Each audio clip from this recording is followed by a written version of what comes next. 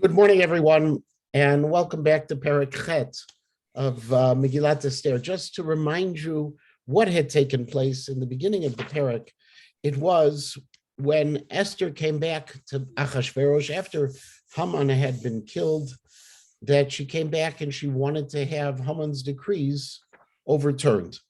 Achashverosh said, I can't do it. And the reason I can't do it is because we don't overturn decrees. And we'll get into the details of that in just a moment. But in the meantime, what Achashverosh had also done is he did a number of symbolic acts to show that Mordechai and Esther were in power. At the very least, he gave Mordechai Beit Haman, which is a very, very powerful statement, giving them the Tabat as well to be able to make the formal decrees and telling them they could do whatever they want. Now, last week where we had ended was with an Ibn Ezra that not everybody liked, but was one way that Chazal looked at this whole story of how Achashverosh was going to explain away the fact that he had decreed one thing and decreed another thing. That Ibn Ezra basically said that Achashverosh was going to make the implausible claim that it was all Haman, it had never been him, that his original plan had been really to kill those who were opposed to the Jews. Haman changed that decree over, and now he is trying to set things right. Whether we accept that Ibn Ezra or not, there's no doubt in our mind that Achashverosh politically finds himself in a bit of a bind, because he is coming across as sometimes taking this position and other times taking this position, all of which are very extreme ways of approaching this political challenge he has. And so in Pasuk Chet, I'm actually going to go back one Pasuk to Pasuk Zayin for a moment, just to have the whole parsha together. Vayomer HaMelech Achashverosh l'Esther HaMalka. Achashverosh tells Esther, u'leMordechai HaYehudi, and to Mordechai the Jew. Now notice again, titles are very, very significant whenever we use them or don't use them. We've talked about this before. It's Hamelech Achashverosh, not just Achashverosh, not just Hamelech. It's Esther HaMalka in her regal position, and it's Mordechai HaYehudi, very clear of who he is and what he represents and what had been threatened of him before. Hinei Beit Haman natati l'Esther. I gave the Beit Haman to Esther. Votot talu ala etz. Now he says just Esther. It could be that when he's talking to them, and again, we assume they're talking through, this is not a Hebrew dialogue. We've talked about this a number of times already, but he's talking, and he refers to Esther by first name because now in the direct conversation, there's closeness. Votot talu ala etz. And he was already hanged. Ala sher shalach yado b'Yehudim. The reason he was hanged was because of what he was going to do against the Jews. Interestingly, it wasn't against Esther, it was against the Jews. Mordechai in this pasuk is Mordechai HaYehudi. So it's real interesting where, if you want to think about it for a minute, in this pasuk, it's almost as if Achashverosh in some small way is saying, look, I've taken care of Mordechai already. What else could you possibly want?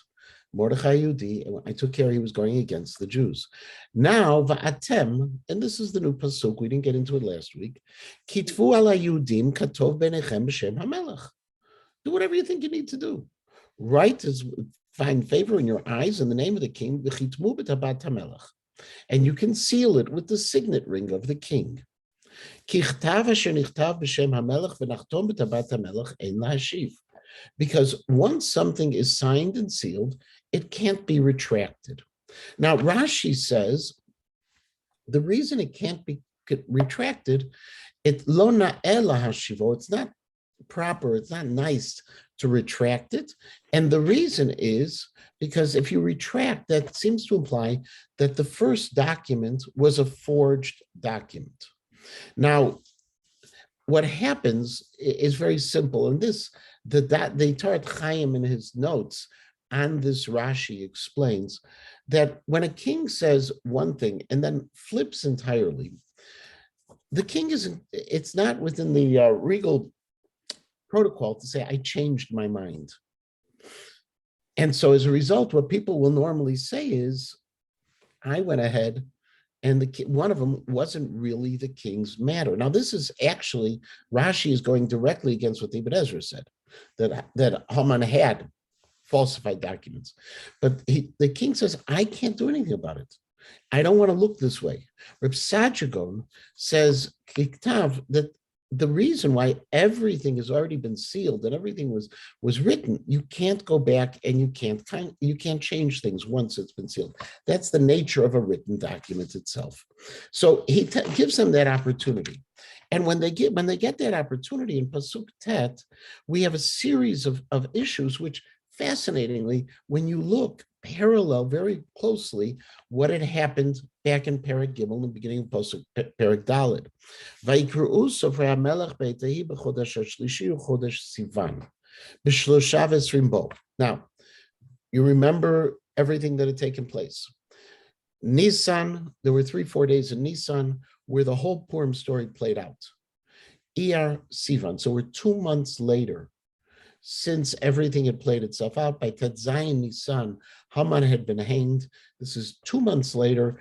It could be that Esther approached the king immediately after Haman was hanged, or it could be, as we talked about last week, that didn't happen immediately, but actually took a little bit longer. And the reason it took a little bit longer is for appearance sake and also to let things settle in before you ask for something more.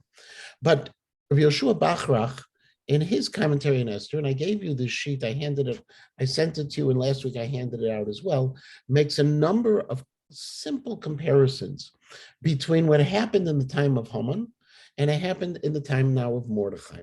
And so if you look in the Pasuk, which we just read, Vayikru Sofrei HaMelech Be'etahi, and the same thing happened with Haman, Vayikru Sofrei HaMelech, it was in Nisan on the 13th. This was in Sivan on the 23rd. Same thing that had happened in both cases. But what happened? Vayikatev and everything was written as Mordechai had commanded regarding the Jews. Chashtar panim is a Persian word. It's satraps, we say in English. Pachot is, again, a Persian word. It's a pasha. It's another kind of governors. Larger areas of responsibilities, smaller areas of responsibilities. Visaream denote even smaller areas of responsibilities. Asher mehodu viad kush, from India to until Ethiopia. Sheva ve'esrim u'mea medina, 127 kings. Medina kirtava. It was written to every nation in their script, and to every people in their language. And it was also written in Hebrew to all of the Jews, or it may have been Babylonian, depending where the Jews were. We see there was a lot of Babylonian that was used. Now, if you compare on this chart that I gave you, what Haman did and what now Mordechai did, if you notice, and I highlighted it in red, there's a number of differences between the two. Haman, very simple, etc. But what Mordechai did is also, it includes the Saram Dinot. It gives the geographical area. It lists the number of countries, and it includes the Jews. Now, including the Jews is the easiest one to explain, because the first time around, you wanted to exclude the Jews since they were going to be murdered. But this time around, when we're talking about this defensive position of the Jews, why does Mordechai include these additional information? Why does he have to say the Sarem Dinot, the smaller level of the governance? Why does he have to say Hodu V'Yad Kush? Why does he have to say 7 and 20 and 100 countries? And so that to me, Krauss suggests that the answer may be as simple as the fact that Mordechai was much more particular. He was very, very careful that it should reach every corner of the kingdom. Because when it came to Haman, from Haman's perspective, he wanted to kill the Jews, but if he missed a couple of Jews here, a couple of Jews there, it wasn't as significant. Mordechai was defending the Jews. He couldn't afford to miss anyone at all. And therefore, Mordechai counted, and he made sure that every single official in every single country got a hold of everything. And then the very next pasuk, it says, Vayichtov b'shem hamelech Achashverosh, and this was written in the name of Achashverosh, Vayachtom b'tabat hamelech, and it was sealed with the signet ring of the king.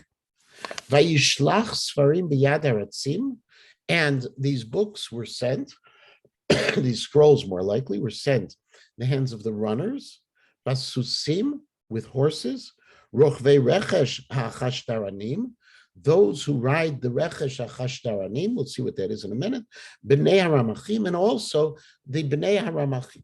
Now, the first difference, again, between when you look at what Mordechai did and what Haman did, is the first thing is the verb form. If you look, when Haman went ahead and sent out this command, it was written in Nifal, Nichtav v'nechtam, v'nishloach. Those are more passive forms of the verb. Whereas when Mordechai did it, Vayichtov, Vayachtom, Vayishlach, each one of those cases was a more active situation. Now, why is one more passive and one more active? The suggestion is that perhaps, and Bachrach refers to this as well, perhaps what's happening is when Haman was doing it, remember, he was doing it with 11 months in planning. He had a little bit of time on his side. He also was trying to do it to a certain amount of secrecy. And as a result, it was a little quieter. Mordechai had this sense of urgency attached to what he was trying to do. So there's nothing passive, nothing, it had to be the most active kind of approach. And so he's using the regular pa'al, a verb form, to show that this was an active piece that he had to do. Now, he sends it, when Haman sends, he sends it through the ratzim, to the runners, the people who are the messengers. Fine. When Mordechai sends, he's sending through a whole series of people. Rochvei harechesh. So the Ibn Ezra says that the Rochvei harechesh are those who are the riders of the property of the king. Rechesh coming from the same word as rechush, meaning that this was the royal steed, the royal horse, the royal cavalry that was being used, that it was a higher quality, that there were nothing like them anywhere else. The Ralbag says Rochvei Rechesh is not rechush. It's also talking about the best kind of rides, but these are the best kind of rides. These are a kind of horses. So it's the Susim Rochvei HaRechesh. Rashi says they're not even horses. Rashi says they're camels who could travel very, very quickly. Whatever it is, if you notice, he's using further means of transportation to be able to communicate his piece. Hachashtaranim are the mules. In fact, the Tosfos Harid explains Achashtaranim comes from two words, achash, which means a two, or a concept of the two, or it could be achash, meaning the strong two. And in that kind of case, achash taranim is something that's very strong, just like the word achash verosh comes a strength. Achash and teran, which is two, these are some kinds of animals that were made of two different species, mules. So achash taranim is most likely a different kind of animal. Rochvei rechesh could be horses, the finest of horses, or could be camels. Achash taranim, quite simply, by the way, is a Persian loanword, even though the Tosfos Harid sees within it a further explanation. B'nei haramachim, the Ibn Ezra says it's actually a stronger form of a mule as well, and it's a different kind that also is used for communicating. He's using all the different kinds of modes of transportation, again, because there's this sense of urgency that's occurring right now. This is, even though we're in Sivan, meaning that we have all the way to Adar, so we have more than a half a year to go, time is running out. If things aren't brought into place, it's going to be a problem. And comes now the next pasuk, Asher Natan HaMelech LaYudim, Asher B'chol Ir Ve'ir. And the command is that the king is given to the Jews in every single city, Lihikahel V'lamod al Nafsham, to gather and to stand for their lives, to defend their lives, Lahashmid V'larog V'labed, to utterly destroy et kol chel am u'medina hatzarim otam, to all of the soldiers of the nation and the people who are afflicting them, taf v'nashim u'shlelam lavos, men and women and children, to completely obliterate them. Now, this is a very extreme issue. We'll deal with this next week of how we explain this utter destruction. It is anyone who says, oh, it's a mitzvah and just moves on, could be emunah pshuta or hasn't really thought about it a lot.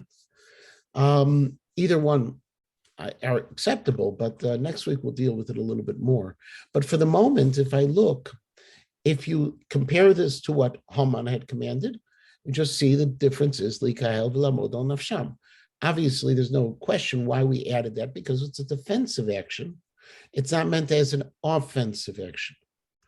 And we had to add that in because Haman was just killing the Jews. The Jews are defending themselves. Ushlalam lavos b'yom echad. Interesting, though, if you look at the next pasuk, it starts out with the words b'yom echad. Now, the word b'yom echad really would seem to belong to the previous pasuk, Yud Aleph.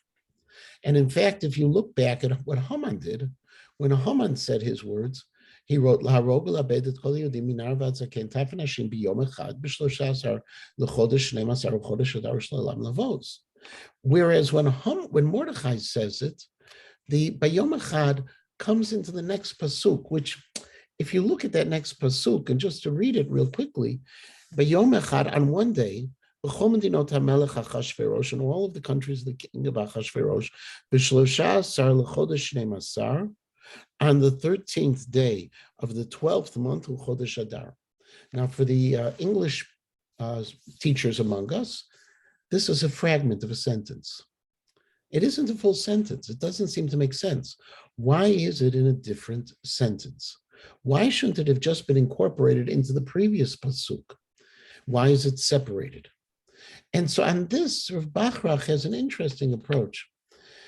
And that was that the idea of doing this destruction on a single day, the kind of utter obliteration that Haman had wanted for his people to do to the Jews, was difficult for Mordechai. And so Mordechai broke it up into two psukim, even though they're not good sentences. He broke it up in two psukim to show that for him, it's not an action he can just do in one breath. And so the b'yom echad really is part of the first pasuk, but he kept it in the second pasuk, and he made that fragment to try to separate things, to slow things down. As much as he uses active verbs, he has to use active verbs to defend himself. In this case, in trying to lay out the plan, he couldn't find himself being able to do this in the same level of cruelty that Haman had done. We continue with the pasuk. We're going to go back to a couple of points after we finish these comparisons. Patshegen haktav. Now, if you remember, a patshegen haktav is the text, okay, of what was given. Linaten dat b'chol medina u'medina, to give the law in all of the countries. Galui l'chol amim, v'liyot hayudim atidim liyom hazeh lihinakem me'oivehem. That the Jews should be ready to find revenge from their enemies. Now, that's a very strange phrase, to find revenge from their enemies. Why would it add in revenge from, why doesn't it say, lamod al nafsham? Why linakem me'oivehem? One possibility of this is, again, finding the justification for this very difficult action. This is not, if it's just a defensive action, you can only go so far.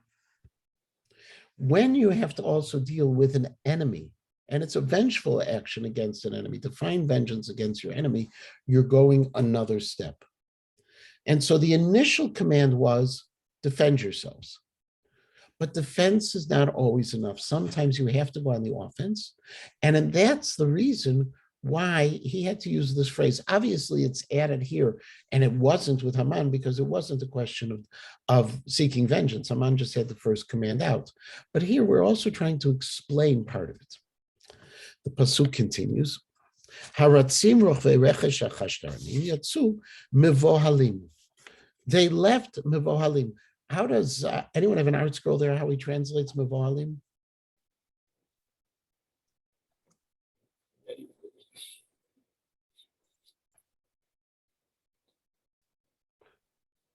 Okay, the way I would translate it typically would be hurried, rushed, in almost in a panic.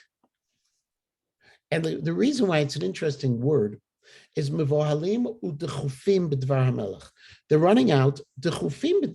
I understand what dechufim b'dvar hamelech. They're pushed out. In other words, they're following the command. They are really rushing it out. Mevohalim, however, seems to add an element of confusion. The hala is a confusion, for example. So the Ibn Ezra suggests that they really weren't going out 100%. They didn't want to go out. Shelo b'rtzonam. That this was done, okay, at a time frame which didn't make sense to these people. I have so many months to go.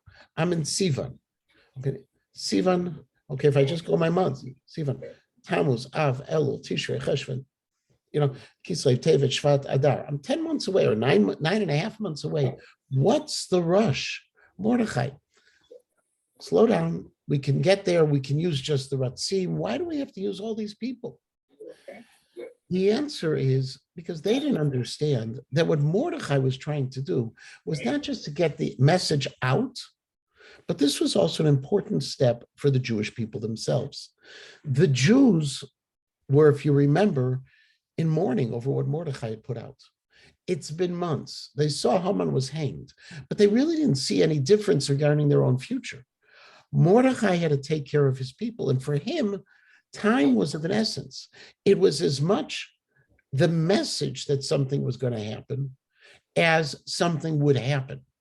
And therefore, they may not have understood it. However, Rashi takes an additional approach. Rashi's approach is that they pushed these people out, and they were mevualim. They were so confused by all of this that ultimately they wanted these messengers to get to the countries before the messengers of Haman would get to them. Now, it's a little complicated because there's been 70 days, 70, that have passed since Haman sent out his words in the 23rd day of Nisan until the 23rd day of Sivan. It's a lot of time to make up for. And to go ahead and to catch before is also complicated. I'm not sure of the great advantage that would be there, but according to Rashi, he wanted them to be there as fast as possible. Va'adat nitna b'Shushan Abiram. And this command was given in Shushan. Mordechai yatzam milifnei hamelech. Mordechai now goes out before the king. Bilvush malchut, and he was wearing regal robes, not levush hamelech, but regal robes. Techelet v'chur v'ateret zahav gedolah. Now, why is he going out like this, and why now?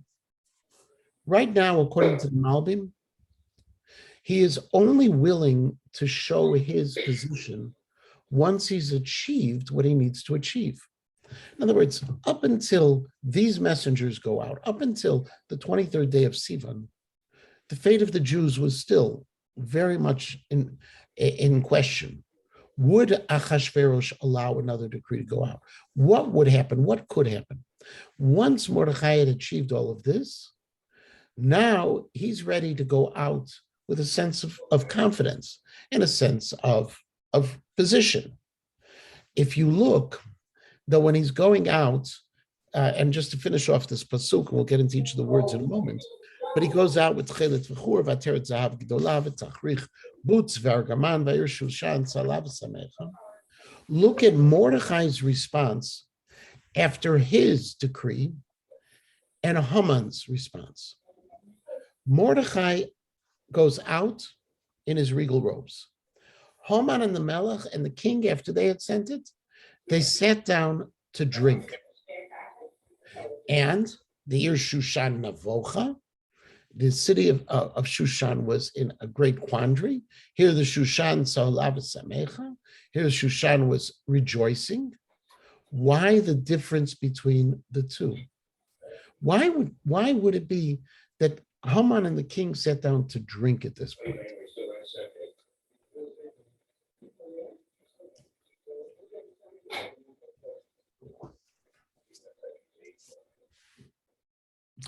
If you recall, I'm sorry, when we're all online, it's a little more complicated to have the interaction.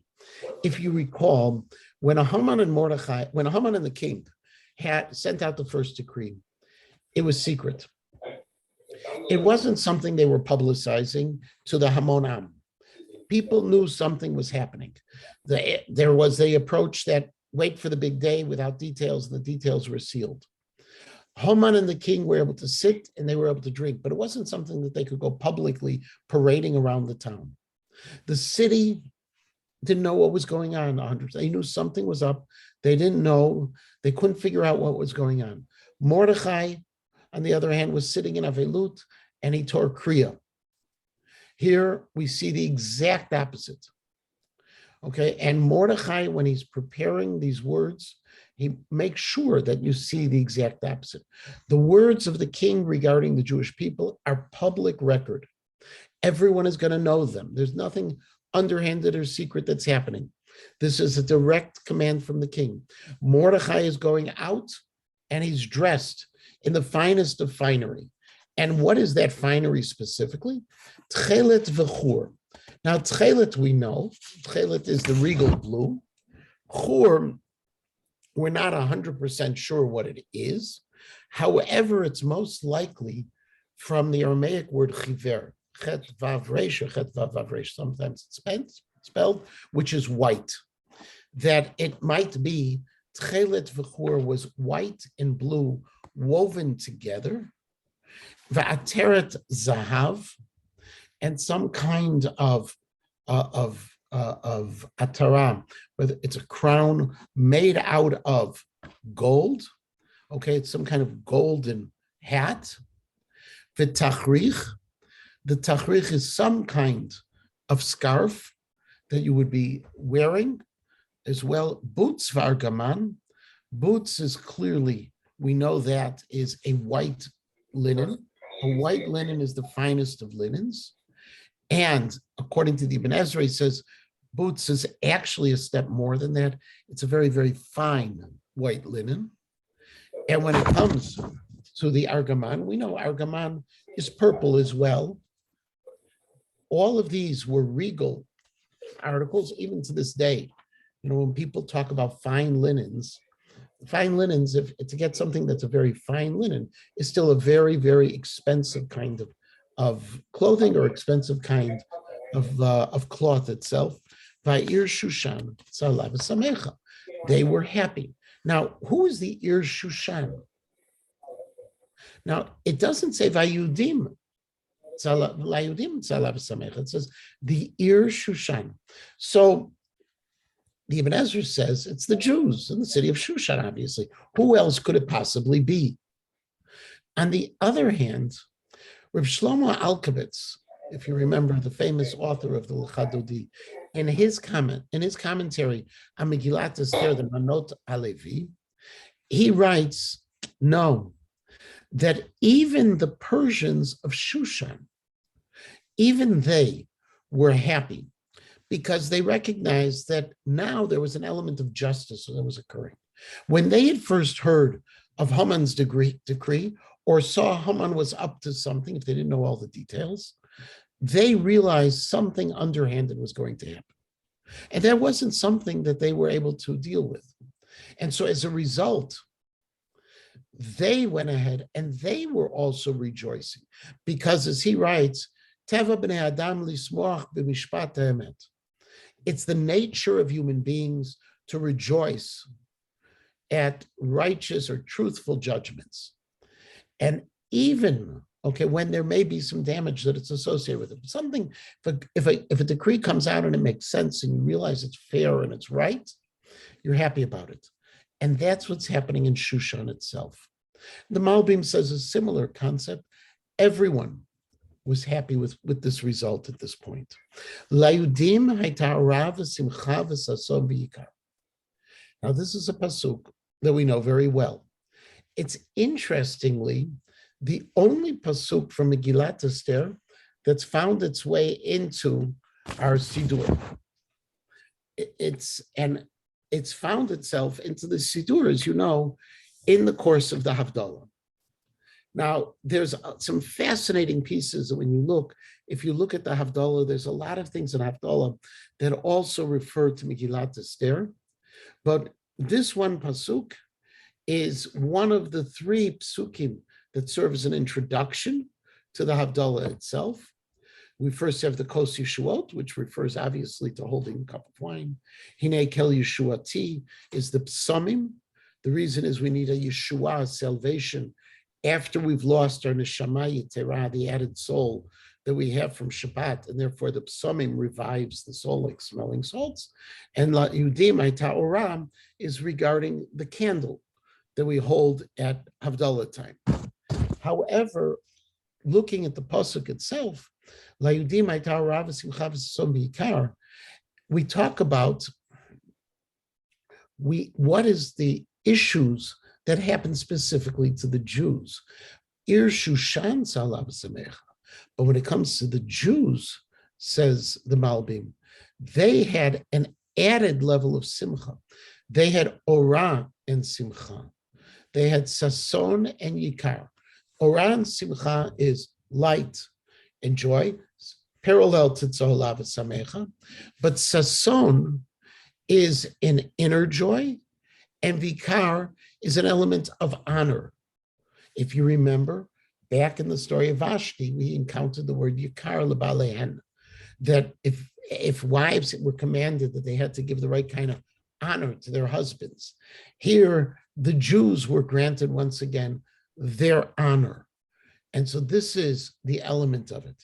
The Ralbag says that when you talk about Ora is an idea that whenever you're in trouble, it seems like your life has darkened. The dark clouds are out. We use these metaphors in English and all languages. Darkness, just like we talk about the Tefillah of Arvit versus Tefillah of Shachrit. Times of trouble is the time of darkness. When it talks about, it says the Ralbag, when we have Ora is that ultimate joy that the light has returned to their lives, the light has returned to the world. Simcha, according to the Ibn Ezra, Simcha is balev, in their hearts. Sason, according to the Ibn Ezra, Sason is they're able to articulate their joy. It's bapem. Okay, in fact, according to Moshe Chalab, Sason is actually they're able to sing. Vikar, that the Ralbag says when they talk about the honor that they received once again, in other words, they had a place of honor. Where do we see their place of honor? From the previous pasuk. Mordechai is walking around in regal robes. He's one of us. Achashverosh recognized him as Mordechai HaYehudi. They got this honor back. They received it. All the people saw them as an honored nation. Now, of course, in Havdalah, we always have Kain Tialanu, we add the extra words. We should have all of these brachot to ourselves as well. Why are we saying Kain Tialanu? Well, if you look, if we should have Oram, the sense of light and joy, the Simcha, which can be in our hearts, the Sason, which is outward, the Yikar, sense of glory, that's the way we start a new week, with that kind of prayer before us. Pasuk Yud Zayin, and we're almost finished, obviously, with the Perek. We're going to end a little early this week. Next week, we'll pick up with Perek Tet. Uvechol Medina Medina, and in every country, Uvechol Ir ve'ir, and in every city, Makom Asher Devar HaMelech V'dato Magia, wherever the law of the king comes, Simcha V'sason LaYudim, the Jews are rejoicing. Okay, Devar HaMelech V'dato explains the Ibn Ezra. Devar HaMelech is when they hear the command, not that they see it in writing. Dato is when they see it in writing. The Jews are rejoicing. Mishtevi Yom Tov. They declare holidays. Verabim me'ar me'aretz mityahadim. Excuse me. And many of the nations of the world mityahadim, an unusual word. Rashi says mityahadim are converting. Now, how is it possible mityahadim converting? Because what's going on here? What's the story? So the answer is, and this Yavitz in his history and others talk about this as well, that if you think about it for a moment, and we'll get to this in some of the Meforshim as well, we're looking at a time where the Jews are going to be on top of the world. They've now been given permission to defend themselves, to amass an army. The king is on their side. To be Jewish is something good. And people want to convert. Now, there's halachic issues. If that's possible, can a person convert when people are on the top of the world? That's the story during the time of David and Shlomo. We didn't accept Gerim because we're always concerned that people want to join the Jews when we're in good shape, as opposed to joining the Jews for proper motivation. And in fact, the Vilna Gaon says they weren't Jews. They imitated Jews. They started looking like Jews. They started acting like Jews. The Ralbag takes a similar approach. They just wanted to Judaify themselves because to be a Jew at the moment was to be powerful, and to be a Jew at the moment was to be cool. The Gemara in Yevamot and Daf Chav Daled and Bet talks about Rabbi Nechemiah Omer, Echad Gerei Arayot, V'echad Gerei Chalomot, V'echad Gerei Mordechai V'Esther, Einam Gerim. That Rabbi Nechemiah says that when people converted for inappropriate motivations, the classic case of the Gerei Arayot, if you remember, those who converted at the time of after the exile of the 10 tribes from the north, the people we refer to nowadays as the Shomronim, those people who converted because they were afraid of lions that were attacking them, and therefore they took on the god of the local place. It was a famous machloket for centuries whether or not they were considered good converts or not. Ultimately said they weren't, but Reb Nechemiah says they weren't. Gerei Chalomot, people who converted because they had dreams and visions, and the Gerei Mordechai and Esther, the ones who converted at the time of Mordechai and Esther, were not considered Gerim. The halacha, however, at the time of the Gemara in Yevamot was, no, they were considered Gerim as well. Interestingly, it would seem to be mit yahadim really means they became Jews, doesn't necessarily mean they converted. And the Sfat Emet says, or as some people know him as the Sfas Emes, says that this idea of mit yahadim is the source that we have on Purim of getting dressed up in costume. That these non-Jews started getting dressed up like Jews, and the way we remember what had happened at the time of the downfall of Haman and his allies, where people were dressing up, and so they dressed up, and so we dress up nowadays as well. Continues the pasuk, ki nafal pachad hayudim alehem, because the fear of the Jews fell over them. Why did they dress up? They dressed up so when the time came for war, we're one of you. We look just like you. And therefore, they wouldn't be killed by the Jews in the attack. Interestingly, when we talk about in Pasuk Tet, in Perek Tet, we'll see where there's going to be the beginning of the fear of the non-Jews over the Jews. This is the beginning of the fear. Jonathan Grossman says this is where it really starts, where things start to shift totally. They get the messages in the cities. The Jews are rejoicing. The non-Jews are trying to figure out what to do.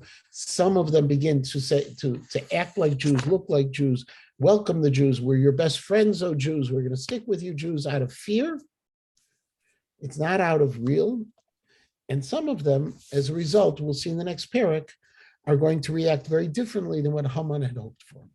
And that's the end of this parak. It's an interesting place where they decided to break this parak up, but we'll see, because chronologically it makes sense to start parak tet with where it does, and it makes sense to end parak chet. So we're at the point right now of the two decrees are out there. One decree to kill the Jews, one decree for the Jews to defend themselves. We see the non-Jews are beginning to turn already to take the side of the Jews. And next week we'll get together and we'll learn the rest. We'll be in person, please God, and everyone should have a wonderful day. Yes. Yes. I also, Oops. Go ahead.